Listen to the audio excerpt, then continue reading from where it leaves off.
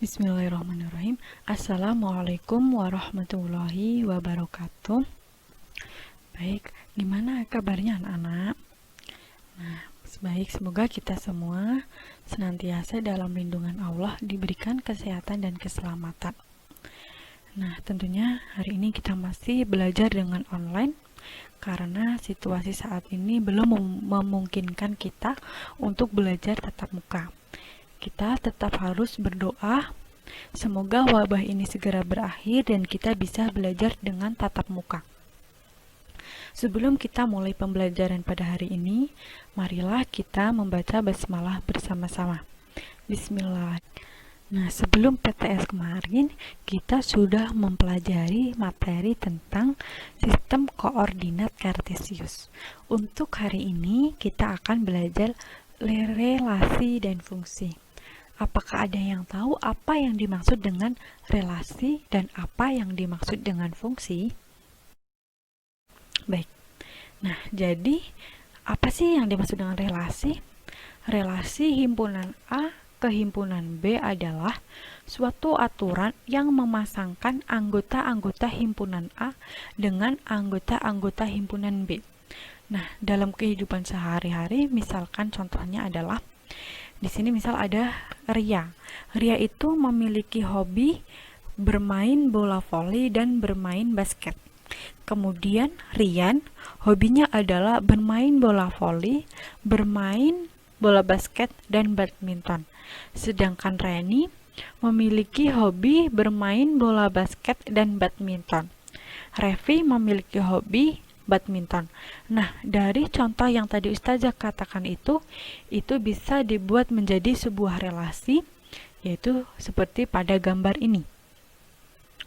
Tadi kan ada Ria, Rian, Reni, dan Revi.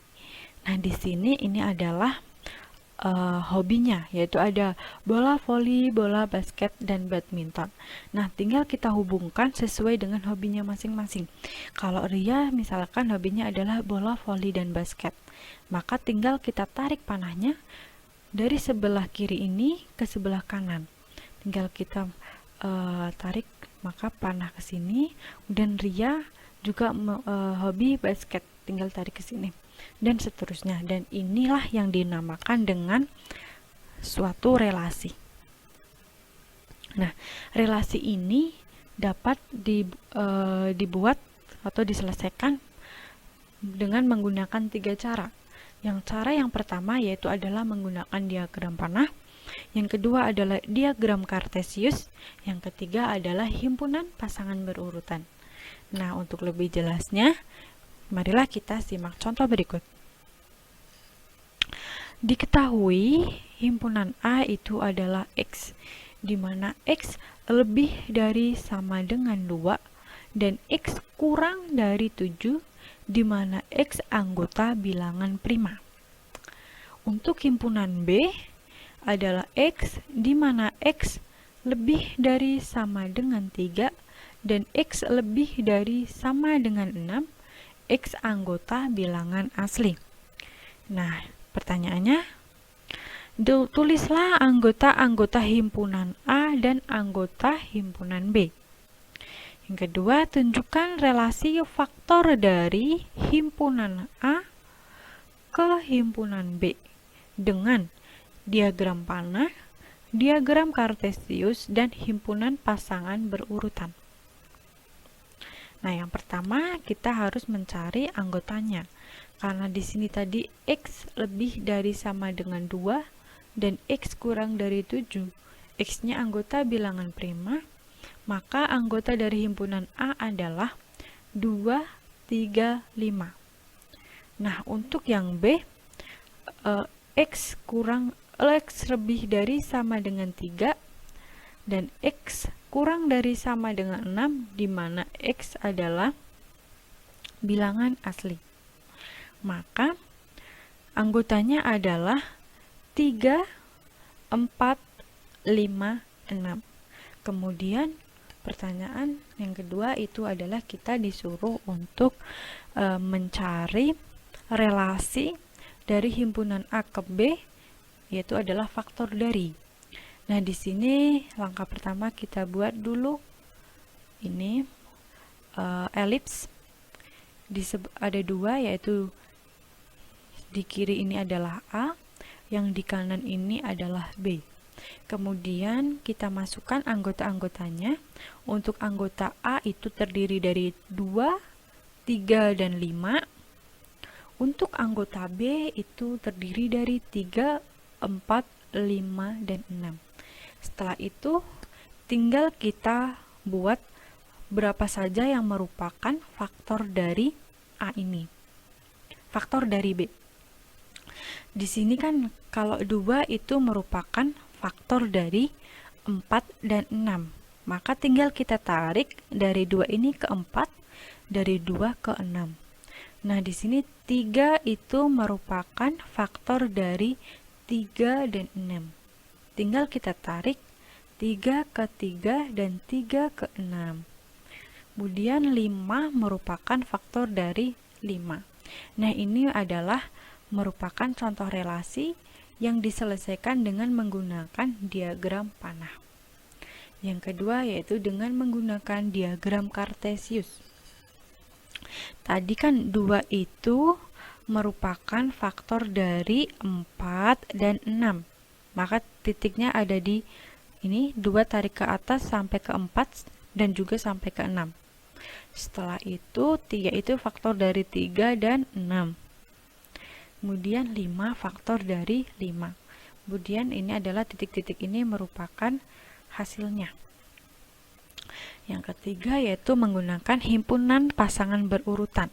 Tadi kan kalau 2 itu faktor dari 4, maka ini ada tanda kurung ini, kurung. Terus ini 2 sama 4. Kemudian 2 faktor dari 6, maka 2,6. 3 faktor dari 3, maka 3,3. Kemudian 3 faktor dari 6, 3,6. Dan 5 itu faktor dari 5, maka 5,5. Nah, sekarang kita akan belajar tentang fungsi. Apa sih fungsi itu? Terus apa bedanya dengan relasi? Jadi fungsi adalah relasi khusus yang memasangkan setiap anggota A tepat satu pada anggota B. Nah, yang harus kita ingat-ingat itu adalah memasangkan setiap anggota A tepat satu pada anggota B.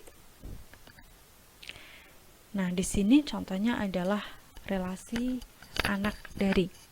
Jadi kan misalkan si A itu anak dari si B. Kalau misalkan Ani itu adalah nama anaknya, Budita itu adalah nama ibunya.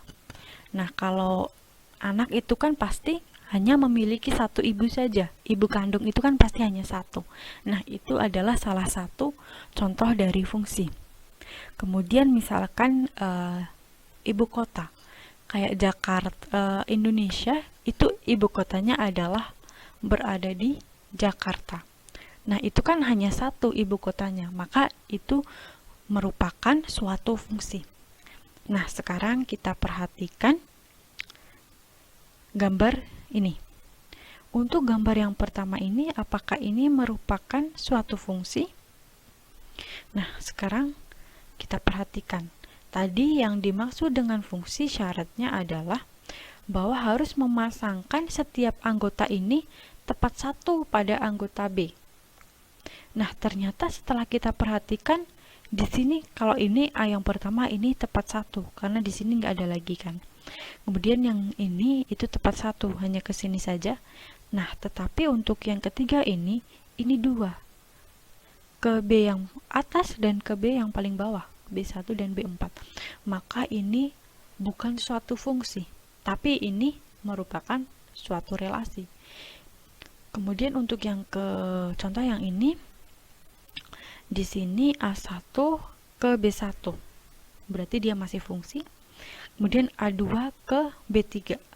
Fungsi karena satu-satu semua.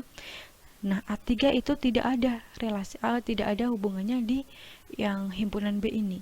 Maka karena di sini ada yang tidak memiliki pasangan, maka grafik ini, gambar ini bukan merupakan suatu fungsi. Tetapi ini tetap suatu relasi. Nah, kemudian contoh yang ketiga, di sini ada A1 itu dipasangkan dengan B1. A2 dipasangkan ke B3, A3 dipasangkan ke B4. Jadi ini himpunan A memiliki tepat satu pasangan di anggota B. Berarti ini merupakan contoh dari suatu fungsi. Jadi, walaupun di sini ada B yang tidak memiliki pasangan, itu tidak masalah. Yang terpenting untuk tahu itu adalah suatu fungsi atau bukan, yang kita perhatikan adalah dari himpunan A ini harus memiliki pasangan di anggota B semuanya dan tidak boleh double, harus satu-satu. Nah, dari sini jadi kalau misalkan fungsi itu sudah pasti relasi, tapi kalau relasi belum tentu itu adalah suatu fungsi. Nah, sekarang istilah-istilah pada fungsi atau pemetaan. Di sini contohnya adalah himpunan A itu adalah nama anaknya, untuk B, himpunan B adalah nama dari ibu. Nah, di sini fungsinya adalah anak dari. Untuk yang himpunan A ini disebut dengan suatu domain. Domain atau daerah asal. Kemudian untuk B ini disebut dengan kodomain atau daerah lawan. Sedangkan ring itu disebut dengan daerah hasil. Nah, untuk daerah hasilnya itu adalah yang memiliki pasangan di B ini yang memiliki pasangan dari A. Nah, di sini kan Bunia ada pasangannya yaitu dengan Dina. Berarti ini adalah daerah hasilnya. Kemudian Bu Wati juga ada. Terus Bu Ida juga ada. Di sini yang tidak memiliki pasangan adalah Bu Nina. Jadi daerah hasil atau ringnya adalah Bunia, Bu Wati, dan Bu Ida. Nah, sekarang bagaimana cara menentukan banyaknya fungsi atau pemetaan? Nah, banyak fungsi atau pemetaan dari himpunan A ke B adalah rumusnya adalah NB dipangkatkan dengan NA, di mana NB adalah banyaknya jumlah anggota himpunan B, di mana NA adalah banyaknya jumlah anggota himpunan A. Untuk contohnya, jika A itu ada anggotanya adalah himpunan A, anggotanya 1, 2, 3, 4, dan 5. Sedangkan B anggotanya adalah X, di mana X lebih dari 5 dan X kurang dari sama dengan 10, di mana X bilangan ganjil. Tentukan banyak semua fungsi yang terjadi berikut ini. Yang pertama, fungsi A dari A ke B. Yang kedua, fungsi dari B ke A.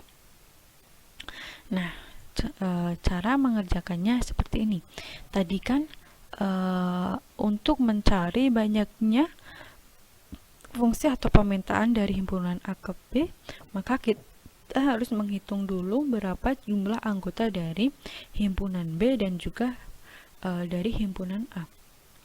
Banyaknya jumlah anggota himpunan A itu ada 1, 2, 3, 4, 5. Ada 5. Kemudian untuk banyaknya anggota himpunan B itu ada 2. Karena di sini X-nya adalah lebih dari 5 dan kurang dari sama dengan 10, X bilangan ganjil. Berarti kan mulai dari 7 dan 9. Karena 10 walaupun ini sama dengan 10 bukan termasuk dari bilangan ganjil. Maka anggotanya adalah 2. Kemudian banyak semua fungsi yang terjadi dari A ke B.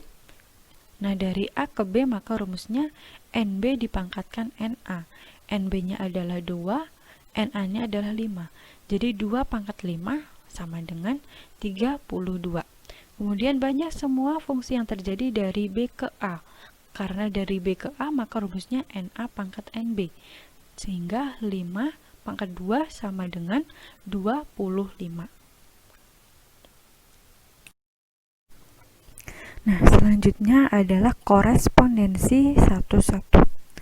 Himpunan A dikatakan berkorespondensi satu-satu dengan himpunan B jika setiap anggota A dipasangkan dengan tepat satu anggota B dan setiap anggota B dipasangkan dengan tepat satu anggota A. Jadi secara gampangnya A dan B itu saling berpasangan dan satu-satu, tidak boleh ada yang double. Kalau untuk fungsi tadi, syaratnya adalah di himpunan A itu harus memiliki pasangan di B. Nggak peduli yang B itu ada yang tidak memiliki pasangan ataupun ada yang double, tetapi yang terpenting kalau fungsi yang kita lihat adalah di A-nya itu. A-nya harus memiliki pasangan dan harus satu saja. Sedangkan untuk korespondensi satu-satu ini harus A-nya juga memiliki tepat pasangan satu di B. Jadi harus pasangannya sepasang-sepasang saja gitu. Nah, syarat dua himpunan korespondensi satu-satu. Dua himpunan A dan B mungkin korespondensi satu jika NA itu sama dengan NB. Yang kedua, menentukan banyaknya korespondensi satu-satu, yaitu rumusnya adalah N kali N-1 kali N-2 kali sampai dengan 1. Nah, di mana N ini adalah banyaknya anggota A dan B. Untuk lebih jelasnya kita simak contoh berikut. Nah, contohnya adalah antara himpunan bendera dan himpunan negara itu terdapat korespondensi satu-satu berikut. Misalkan di sini ada bendera Indonesia, bendera Malaysia, Singapura, dan Vietnam. Jadi, ini bisa dikatakan ini adalah himpunan A-nya dan ini himpunan B-nya. Nah, himpunan A itu ada gambar ini, gambar bendera ini Indonesia, Malaysia, Singapura, dan Vietnam. Kemudian untuk negaranya itu ada Indonesia, Malaysia, Singapura, Vietnam. Nah, dari sini kenapa ini dikatakan dengan korespondensi satu-satu? Karena kalau setiap negara itu pastinya hanya memiliki satu bendera saja. Nah, dari sini maka ini bisa dikatakan sebagai contoh dari korespondensi satu-satu. Demikian pembelajaran pada hari ini. Semoga bermanfaat untuk kita semua, semoga bisa dipahami. Untuk materi minggu depan kita masih belajar tentang relasi dan fungsi. Kalian bisa pelajari di rumah terlebih dahulu. Sebelum kita akhiri pembelajaran pada hari ini, marilah kita melafazkan alhamdulillah bersama-sama. Alhamdulillahirabbil alamin. Wassalamualaikum warahmatullahi wabarakatuh.